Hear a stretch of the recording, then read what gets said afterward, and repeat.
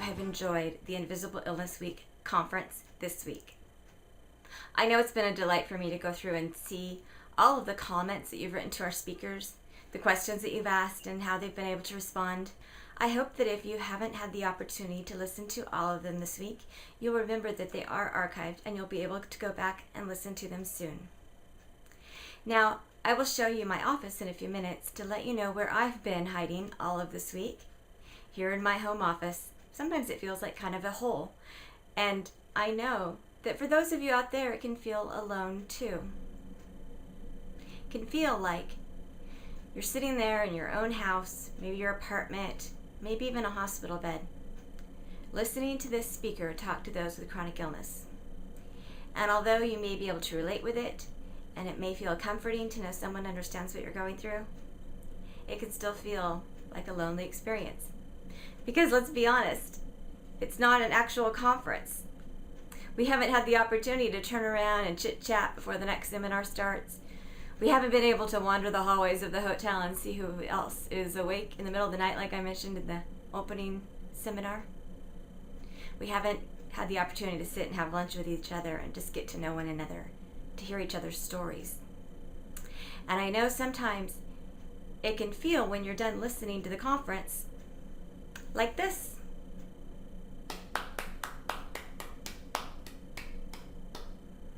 Well, there have been a lot more of you here than that this week.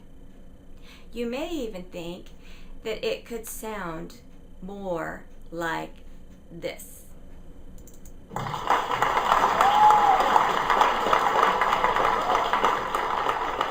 that's about 500 people. You may feel like that's about how many people may be out there coming to the Invisible Illness Week website. But guess what? If all of you were together, this is what it would sound like.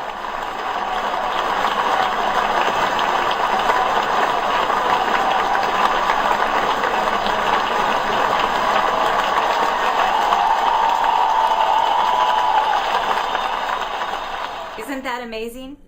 Because we have had over 50,000 people at our website this week.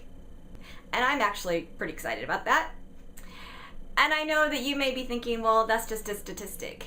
But when you consider that your average football stadium may hold between 50 and 70,000 people, that is a lot of people, folks. And think of the influence we have when there's a stadium full of us who are learning these skills, new wisdom, helping people understand what to say and what not to say. It's been an interesting week, and I've had a lot of joy in it, and I want to thank you for being a part of it. So I invite you to come on over to invisibleillnessweek.com. Just because the week is finishing up doesn't mean that our interaction with one another needs to stop. There are hundreds of websites that you all have submitted that have shared your stories, your 30 Things meme about your invisible illness. It's shared your blogs about Invisible Illness Week, your images of hope, and your blogs about hope. Folks, there's a whole lot of information at that website if you start following those links. And there are some amazing stories from people like you out there. So I want to let you know you are not alone. You are in good company. You're in some amazing company. You and those around you who live with invisible illness are some of the strongest, most creative, flexible people I have ever met. You're problem solvers, as Jenny mentioned the other day in her seminar. You certainly know how to adapt easily, and you have a lot of compassion for those who are hurting. And honestly, there's nobody else I'd really rather hang out with. So I've been the interviewer all week, and I thought I would introduce you to my husband and let him interview me today to close our seminar. He's been an amazing supportive help to me. He's made dinners. He's eaten the dinners out of a box that I've created. He's taking a lot of care of our son, running errands, going to the grocery store, and just basically holding down the fort for the last month while I've been involved in the planning process for Invisible Illness Week. So I thought I would ask him to ask me the questions for a change. So I introduce to you my husband, Joel Copen. Thank you. It's great to be here. So tell us what you've seen during Invisible Illness Awareness Week. Well, I have seen a lot of people come together, to be honest. I think that, I've seen a lot of people come together. And by that I mean they have found strength in numbers. They have seen that they're not alone. I've seen people share about Invisible Illness Week on Facebook or on other social networks and had friends and family say, hey, I deal with an invisible illness too and I haven't told anyone. I have seen people who have, what they've said, come out about having a chronic illness, because there's a lot of people with invisible illness who have never admitted to anyone except maybe their spouse and their doctor that they're actually chronically ill, and they've lived that way for years. And they have chosen this week to post about it on their website and share that with friends and family members and the public in general. So I have to hand it to them. That's a big step, and that's really cool to see happen. I have seen people feel encouraged and hopeful that there's the opportunity to change. And by that I mean a lot of times people feel like there's nothing else they can do. They've done it all. They feel like they're at their wits' end. They have tried their best to explain their illness. They have tried to tell their boss, their doctor. They've tried to communicate in all those ways that are effective to the best of their ability with the people in their lives that are the most important to them. And they've come up feeling at a loss because people still don't understand it, and perhaps they don't even have a doctor that believes them. So I think I have seen in the comments and from the emails I've received, people are saying they feel like they have at least a new set of tools to be able to reevaluate their communication skills and see where there can be improvement and go out and see what a difference that can make in their life. Now, granted, there will always be doctors that will not listen. There will be doctors that have a certain belief system about what a chronic illness is, what medical tests suggest, and you can't change their mind. In that kind of situation, I would recommend someone do their best to find another doctor, because you just are going to end up hitting your head against a wall and possibly causing a lot of permanent damage in your body when another doctor may be able to help you significantly. Now, there's people in your life, like perhaps your parents or your adult children, who frankly may not get it, and you can't change them. You find yourself unable to offer any suggestions to them about being able to understand your illness. And at that point, you need to figure out how best you can cope with the ups and downs in that relationship. That may be not cutting them off completely, but it may be taking phone calls certain times of day. It may be limiting your visits to a certain amount of time before you have your breakdown. So maybe if you know you can go spend 4 hours at your adult daughter's house with her family before she starts getting on your case about your illness and your symptoms, then maybe you should just make those 2-hour visits and leave with everyone happy. So I think that the different speakers we've had, like Georgia and Leslie, have really given people some hope that the way things are now is not how they always have to be, but there is an opportunity to at least control in your life what you're able to control, because we can't change others, but we can change how we respond and how we react. You got some great media coverage this week. What about that surprised you? It's been really exciting to see. I feel very honored that CNN printed one of my stories, and that Huffington Post also had a couple of articles up. And seeing people that do not know about Invisible Illness Week at all swarm around these articles and write comments has been exciting. And what I saw over at the CNN article was that the comments exploded within about an hour's period of time, and that was when it was on the front page of CNN's health section. And there were over 120 comments in a couple hours time, and then when it moved off the page, down to a lower position, it had less commenters. So what that tells me, and from reading those comments and responding to a lot of them, is that there are so many people out there with invisible illnesses. There are so many people with chronic pain. And we talk about these numbers, about how it's almost 1 in 2 in the United States, and those numbers are pretty close in Canada and other countries, but we don't always see those people speak up very loudly because they feel so misunderstood and so frustrated, and everybody says, oh, we don't want to hear another whiny, here's my medical story. So they tend to shut down and not share their feelings, and they feel frustrated and just kind of want to throw up their hands instead of trying to come to some new skills to teach others around them. They just feel like it's hopeless, so why bother?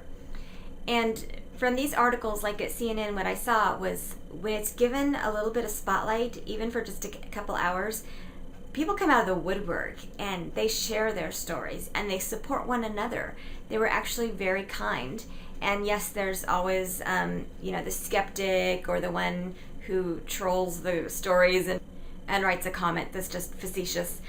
But generally speaking, people really were empathetic towards one another because most of them had been hurting in some respect, and they understood another person's suffering. And some of the comments were actually from people that had lost a child or lost a loved one, and they talked about things people said to them in those kind of situations that were not helpful. And I think that as a culture, we definitely have a lot of area that we can improve upon in our communication skills. It's something that over the years we've gotten more and more lazy at. We just start thinking we can speak our mind about anything, and if people don't like it, tough for them. And what I'm seeing now, as we all are, is, we went from actually not speaking very clearly to one another about our real feelings to talking briefly on the cell phone and emailing and, breaking up, whether your email goes into a black hole or people get half your message on the phone, to now texting. And there's a real lack of emotion in there. And so generally speaking, I think there's just a lot of room for improvement in communication skills. And it's not something I see people teaching their children or one another at the workplace about how to talk about things in a polite, gentle way. How to say, this is what I need, this is what I would have preferred you say to me, how can I communicate best to you what you need to hear? And that kind of goes into George's presentation on personality styles and how our personality style may be quite different than that of our spouse or our best friend, and they may be trying to help or encourage us in the way they would like to be helped or encouraged, and it may be the exact opposite of what we need. So I think that getting some media attention has been fabulous, and it's been great for our cause. But if I was to want to see something else down the road, it would definitely be that some of these stories be brought to the spotlight and keep the buzz going for more than an hour or two, because I just think it's a real sore spot for a lot of people, and they're made to feel as if they are invisible and that their needs are frivolous and silly, and you just need to get over it and get on with it. And we can be teaching all of these ways about what not to do, and people tend to like those articles because they get to go in and complain and vent about all the things they don't want to have said to them, because people get to go in and explain how all these friends of theirs have said the wrong thing and how hurtful that was. But there's not a lot of spotlight on the right things to say and what do you do when someone's hurting. And the answer is different for all of us. What I may even want on one day, for someone to comfort me in a certain way, I would not want on another day. So I think it's really about the relationship you have with certain people and not a tips sheet of what to do and what not to do.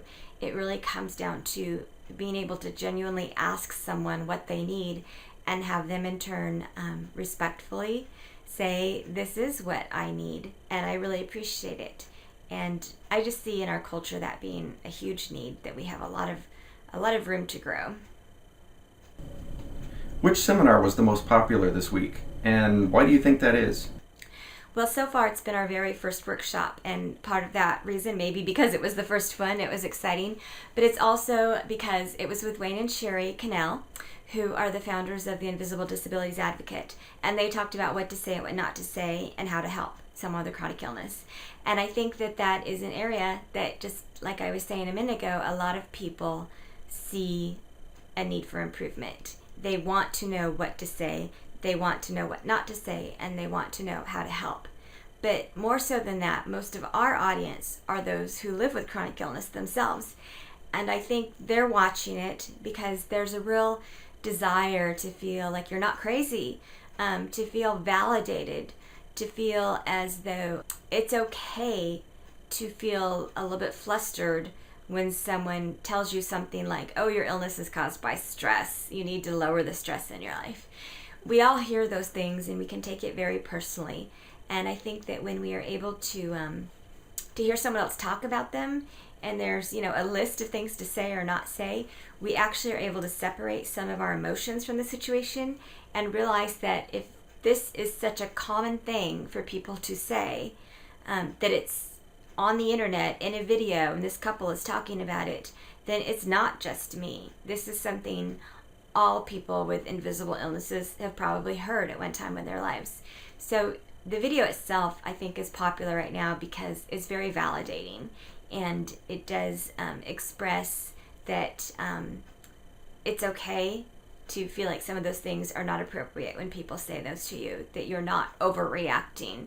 At the same time, Wayne and Sherry are a delight, and they're fun, and I think their interaction on this video is excellent.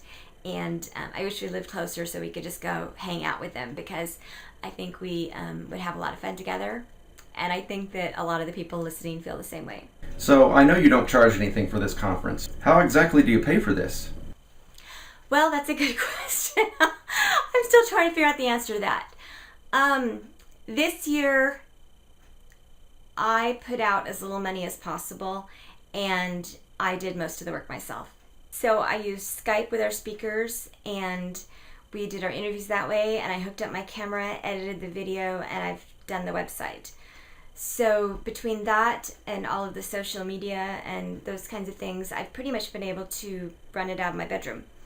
And we haven't encountered as big as expenses as we could have had I had to hire people to do those things. On the flip side, I've spent probably at least 250 hours in the last month and a half, and there's things we've spent money on where we've actually lost money. So just a reminder to everyone, I don't ever want to charge for this event. I think that kind of defeats the entire purpose, because most of us with invisible illnesses have very limited budgets. But we do have our bookstore, illnessbooks.com, and everything you purchase there, the proceeds go directly back to help support events like this. And I have numerous books in there, and all of my books, all the proceeds from them, always go straight back to the organization.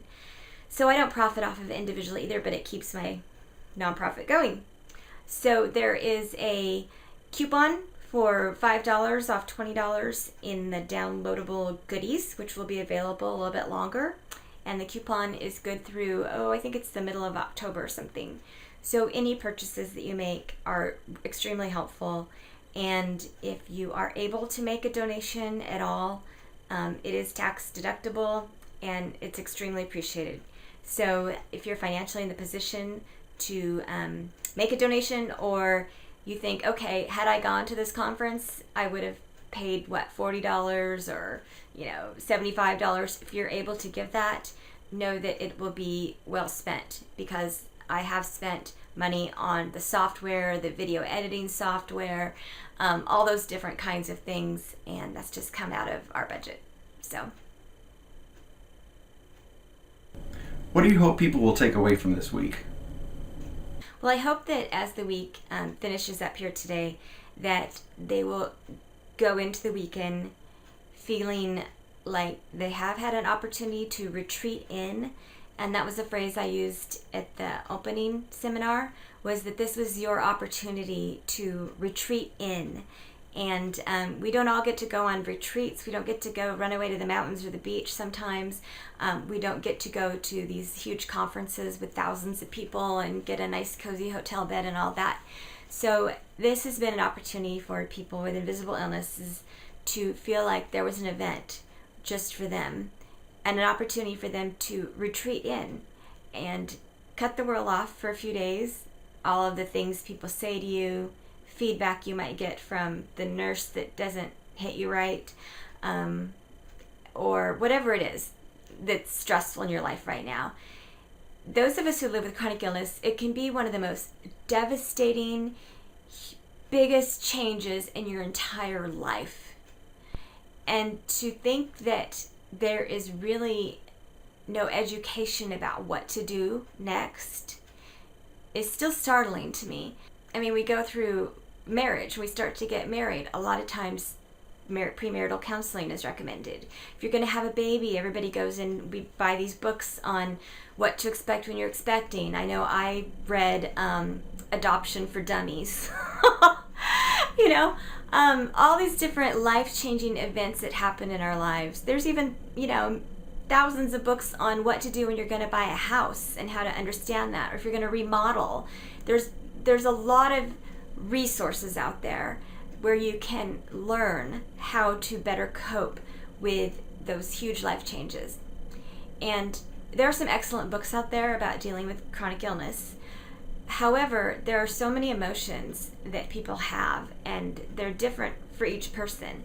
And there's also a lot of things that change in our culture and even in our laws that have to do with invisible illnesses and disabilities, such as the work environment or advocacy. Advocacy has changed a great deal online in just the last 6 months even.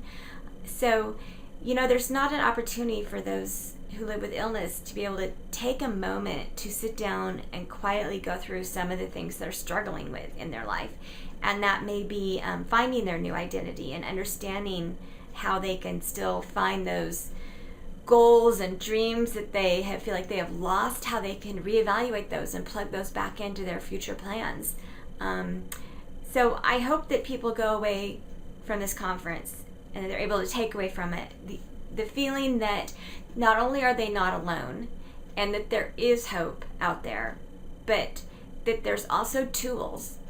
And all of our speakers have excellent tools. We could do a whole another week with all of them just following up and going through what alone is on their websites for free. There's a lot of information on every one of those speakers' websites and downloads and books. And to me, it's not about trying to promote these speakers and sell their books, which is nice because they did it all for free. But because I have read a large portion of the books and the things they offer, and they're excellent resources. These are people who have lived with chronic illness for many, many years, and they also have chosen the role that they're in now, whether it's a role of advocacy, a career coach, a life coach, a counselor, whatever that may be. They have taken chronic illness and used it as a major focal point with their career. So their resources are exceptional. And I want people to know that there's some tools out there as well as encouragement. There's some real concrete ways that we can learn to cope and deal with the emotions and feelings that we will have throughout our life and how it relates to our illness. Because as we go through the seasons in our life, things that we grieved 20 years ago, we may be re-grieving those. We go through that grief cycle over and over when we have a chronic illness. So there may be things right now that you're grieving suddenly and you're thinking, I thought I was over this. But perhaps when you had a child, you realized a long time ago you had to let go of some of those desires to be the perfect mom. And now suddenly you're perhaps a grandmother and you're grieving those again because you're wishing that you could do all those things with your grandchild that you kind of already let go of during your child's younger years. So there's a lot of things that we go through and our body changes, our abilities change. And so I think it's important to know there's tools out there and that we just need to dig a little deeper for them.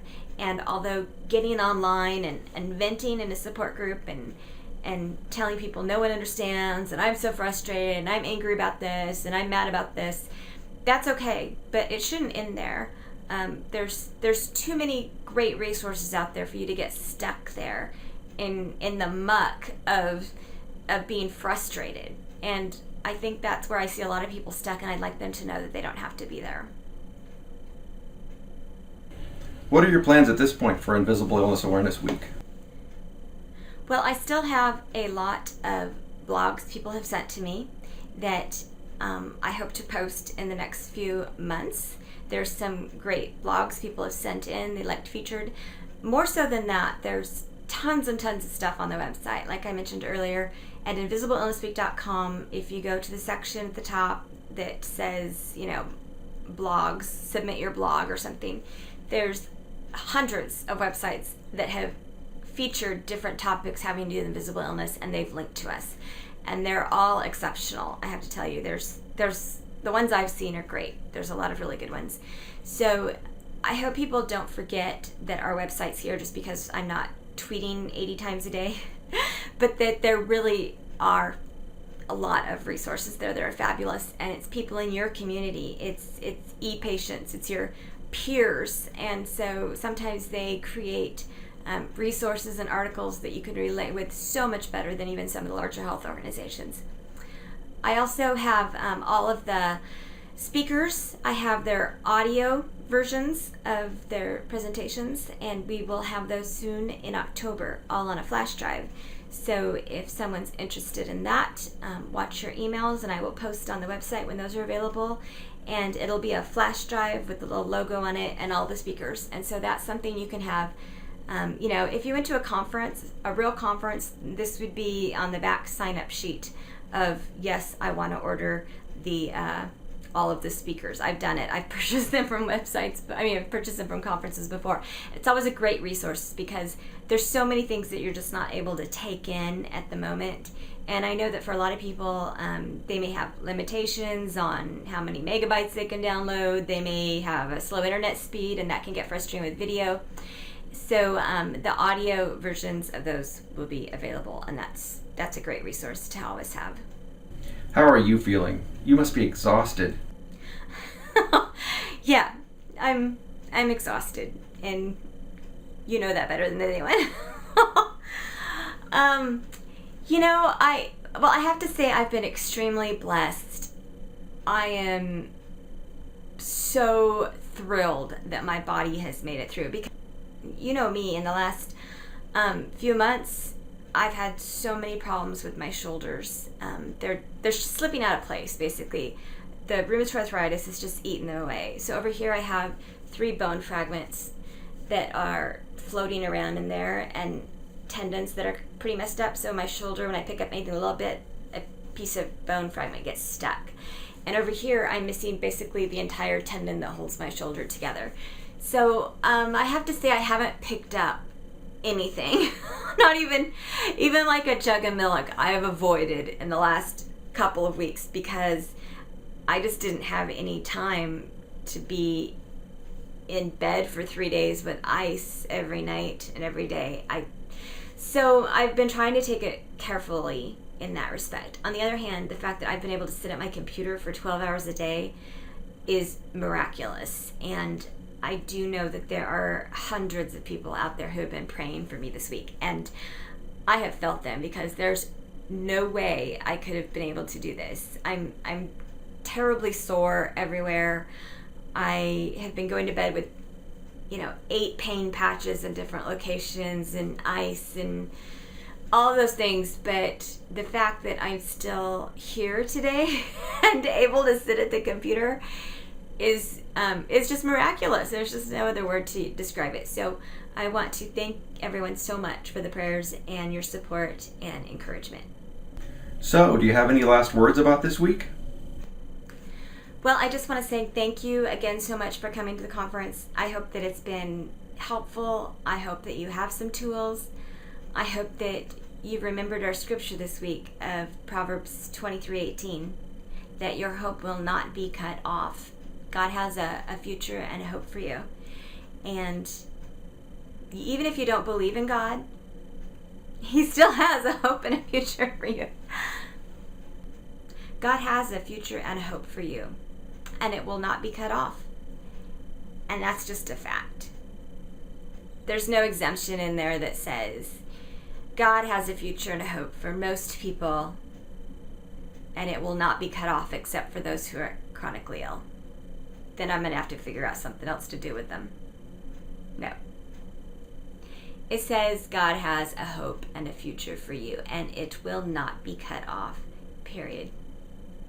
So I hope that in these coming months, as your kids are going back to school or grandkids and the winter weather starts coming, which I know can be quite painful for many people around the country, and the snow and all these things, I hope that you remember that you do have a future and hope, and it shall not be cut off. So cling to that in those darkest moments. Cling to it.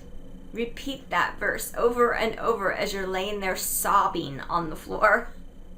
Because I've been there. And I'll be there again someday, because that's just human. That's just who we are. We are given more than we can handle. And chronic illness definitely gives us more than we can handle.